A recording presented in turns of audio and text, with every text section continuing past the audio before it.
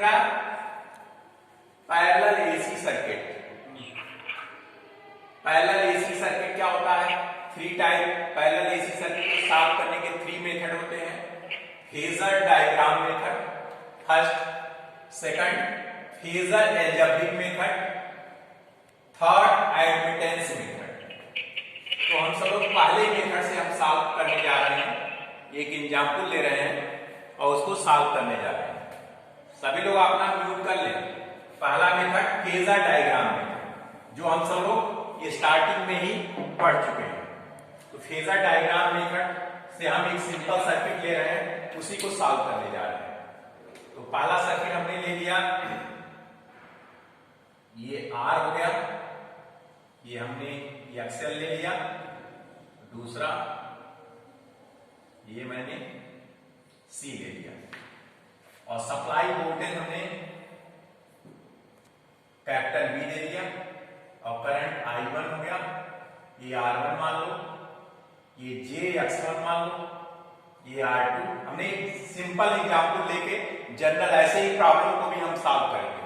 तो ये हमने मान लिया -JX1, ये सीरीज RL हो गया, ये सीरीज RC हो गया। तो हम सब लोग क्या वैल्यू पूछने के लिए आता है? कहता है find the current, supply current. I1 की वैल्यू पूछ लेगा, I2 की वैल्यू पूछ लेगा और पावर पूछ लेगा। तो हम सब लोग कैसे सॉल्व करेंगे? तो पहले ब्रांच 1 का, इसको हमने मान लिया, ऐसे डब्बे में बना लिया ब्रांच 1 और इसको ब्रांच 2 मान लिया। ये ब्रांच हो गया 1, ब्रांच 1 और इसको हमने मान लिया ब्रांच 2 मान लिया। अब देखो पहले ब्रांच 1 में देखो, ब्रांच 1। अब देखो ये क्या है? सीरीज आर, ये पैरेलल सर्किट है। वोल्टेज, इसके क्रॉस वोल्टेज क्या है? Capital V। पैरेलल में क्या से होता है? वोल्टेज। तो इसके क्रॉस वोल्टेज क्या है? Capital V। इसके क्रॉस वोल्टेज क्या है? Capital V। अब ये देखो सीरीज आरएल सर्किट है। सीरीज आरएल सर्किट में आपको मालूम, हमने मान लिया Z1। तो Z1 क्या हो जाएगा? R1 plus JX1। अब हमें मल्टीप्लिकेशन डिवीजन भी करना है, इसलिए हमने क्या किया? इसको पोलर फॉर्म में लिख दिया, मॉड Z1 एंगल ∅1। कैलकुलेटर आपके पास रहेगा, आप चेंज कर लोगे। अब हमें I1 की वैल्यू निकालनी है। I1 की वैल्यू, ये पैरेलल है, इसके क्रॉस वोल्टेज क्या है? V और इंपीडेंस क्या हो गया? Z1। तो करंट इक्वल टू क्या होगा? V upon Z1। ये क्या है? Z1। तो I1 इक्वल टू क्या होगा? I1 equal to V upon Z1। अब देखो ये डिवाइड किया जा रहा है, जब डिवाइड किया जाएगा तो हम किस फॉर्म का यूज करेंगे? पोलर फॉर्म का। तो हमने क्या हो गया value? V upon polar form क्या हो जाएगा? Mod Z1 angle ∅1। ये मैग्नीट्यूड है, इसको ऊपर लेके जाएंगे तो I1 equal to V upon mod Z1 angle -∅1। इसको I1 की वैल्यू मालूम है। अब इसमें पावर पूछा जा सकता है। कौन कौन से पावर पूछे जा सकते हैं भाई? पावर कौन कौन सी? ये हमारा इक्वेशन हो गया। पावर कौन कौन से पूछे जा रहे हैं? हमारे एक्टिव पावर पूछे जा सकते हैं, रिएक्टिव पावर पूछे जा सकते हैं, एपरेंट पावर पूछे जा सकते हैं।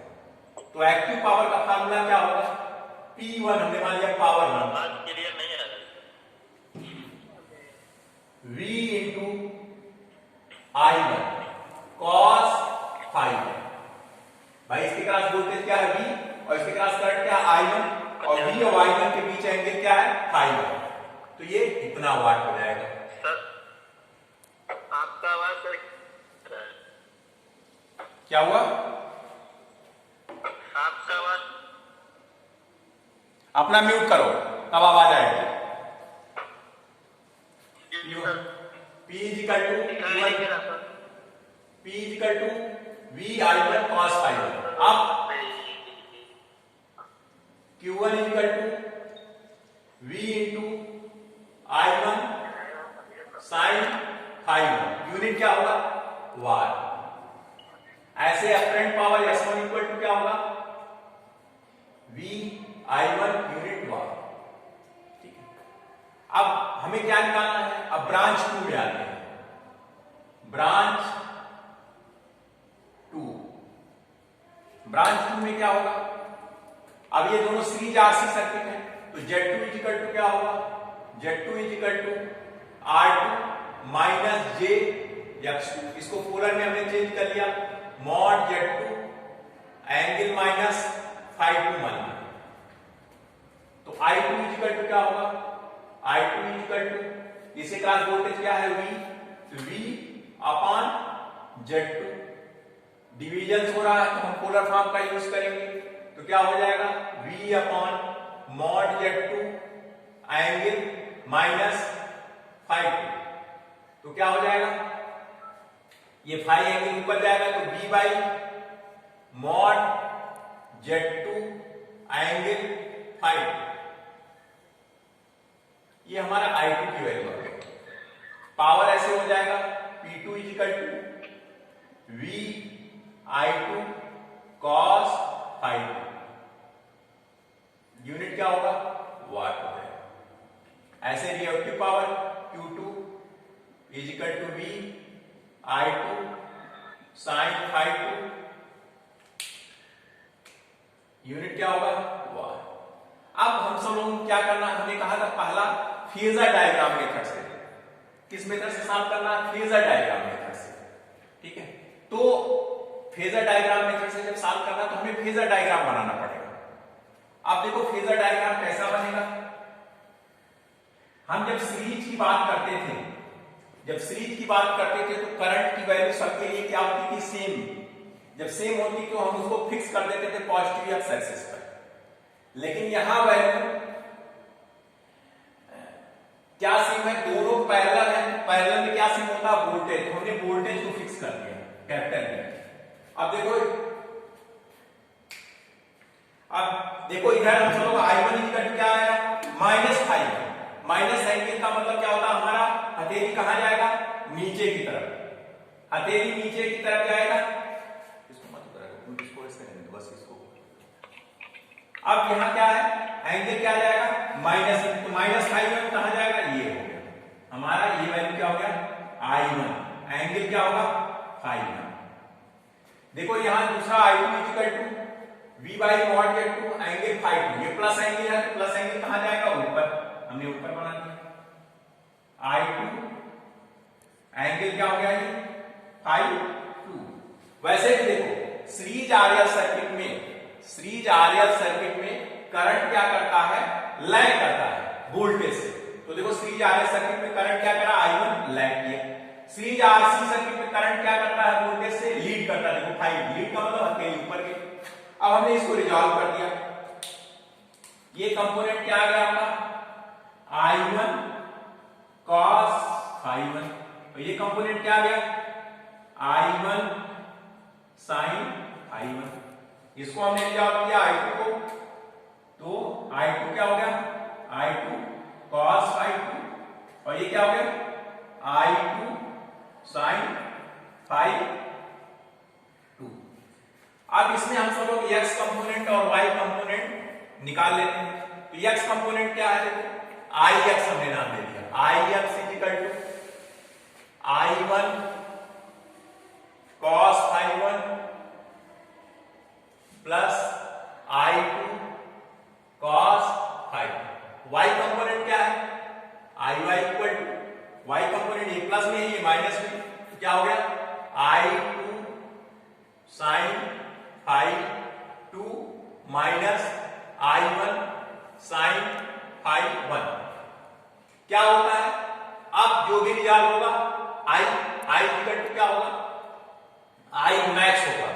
I max equal to I x square plus I y square.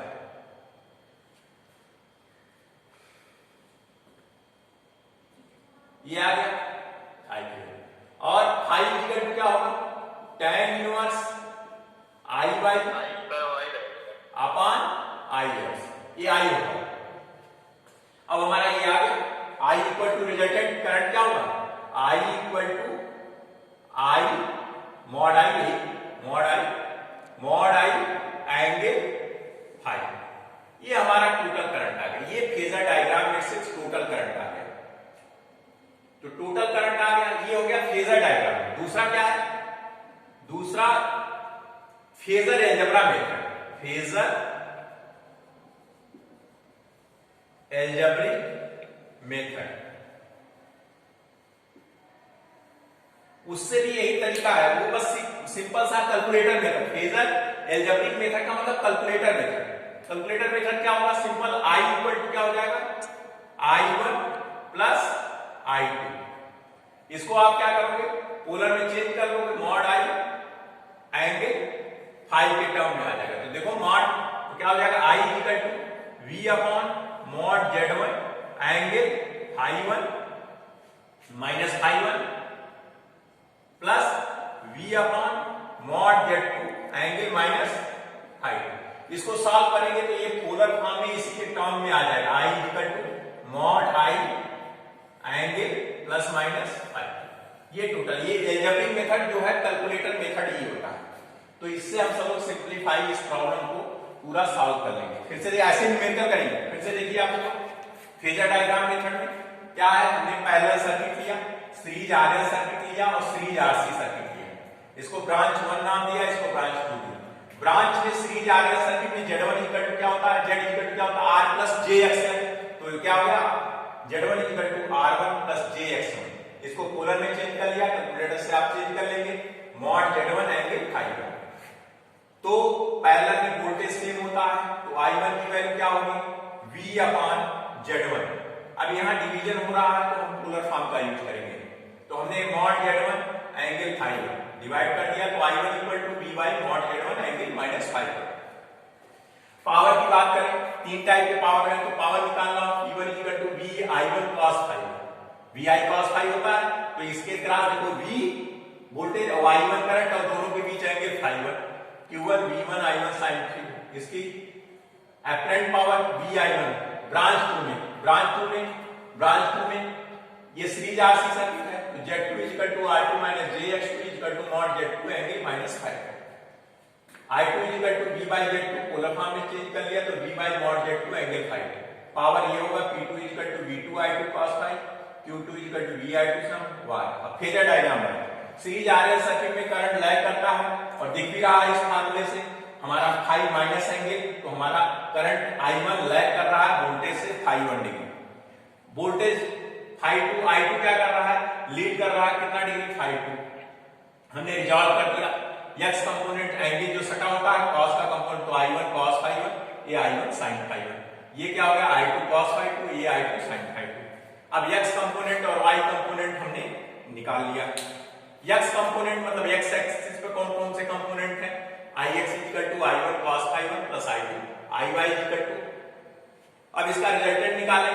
Resultant का मतलब देखो, x कंपोनेंट ये हो गया, ये y कंपोनेंट हो गया, ये क्या हो गया, ये आपका रिजल्टेंट हो गया।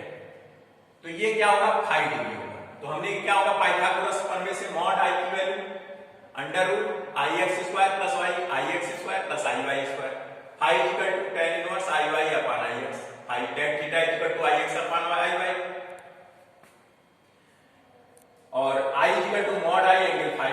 दूसरा मेथड क्या है, फेजर डायग्राम। बाकी प्रोसेस वही होगा, फेजर डायग्राम में तो सिंपल ऐड कर लेंगे। तो सिंपल ऐड करेंगे, I1 plus I2 equal to, इसको पोलर में चेंज कर लेंगे। I1 की वैल्यू वहां से आया है इस इक्वेशन से, हमने यहां से रख दिया, और I2 वैल्यू यहां आया है, यहां वैल्यू रख दिया, दोनों को ऐड किया तो इस फॉर्म में आ गया। तो टोटल पावर हमारा जो आएगा, P equal to, total power हमको निकालना होगा,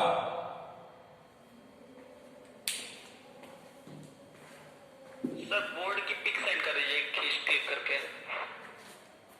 सर धीरे मत करिए, बोर्ड का पिक सेंड करिए। टोटल पावर हमें निकालना होगा, तो P equal to, P total active power equal to क्या होगा, टोटल वोल्टेज V है, total current I cos phi, या ये किसके बराबर होगा, P1 प्लस P2 के बराबर होगा।